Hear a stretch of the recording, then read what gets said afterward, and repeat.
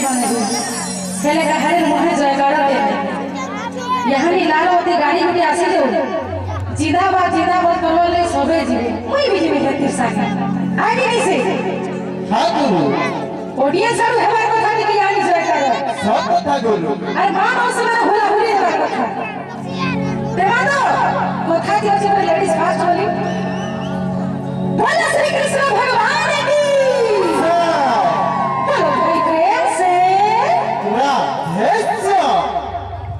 अरे हाय कृष्ण बोली जाओ मुझे बना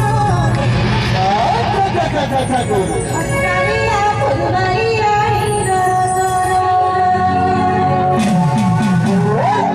अरे हाय कृष्ण बोली जाओ मुझे बना हरिया फुलवारिया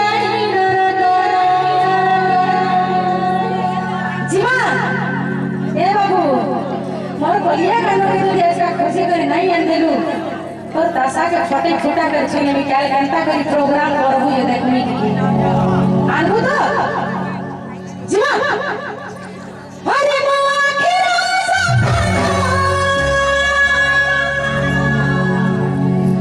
अरे मोआ खरा अरे मोआ खिरा